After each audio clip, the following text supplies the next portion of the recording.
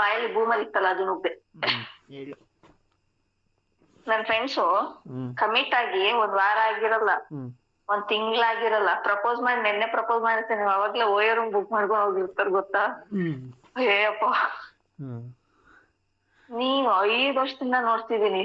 ಹ್ಮ್ ಅವನ ಅಜ್ಜಿ ಪಬ್ಲಿಕ್ ಅಲ್ಲಿ ಸಿಕ್ಕಿದ್ರೆ ಒಂದ್ ಕೈ ಇಟ್ಕೊಂಡು ರೋಡ್ ಕ್ರಾಸ್ ಮಾಡ್ಸಲ್ಲ.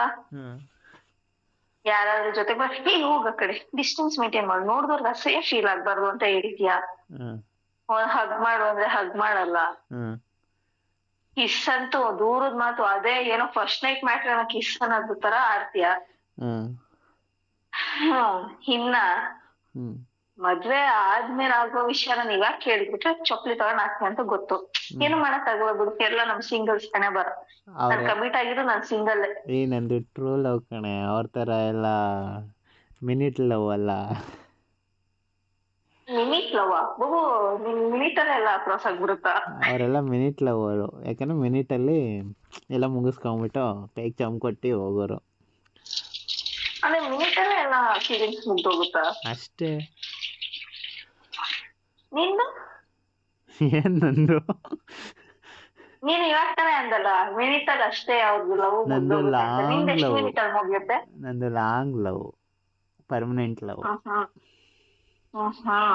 ಮುಗಿಯೋದೇ ಇಲ್ಲ.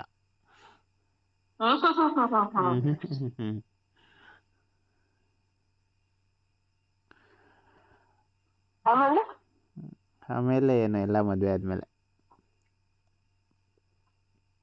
ನೀನು ಎಷ್ಟೇ ಕೆಣ್ಕಿದ್ರು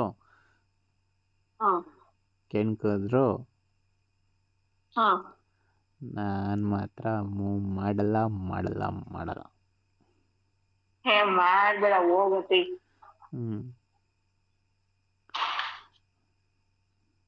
ನಿಂಗೆ ಅಷ್ಟೊಂದು ಬೇಕೇ ಬೇಕು ಅನ್ಸಿದ್ರೆ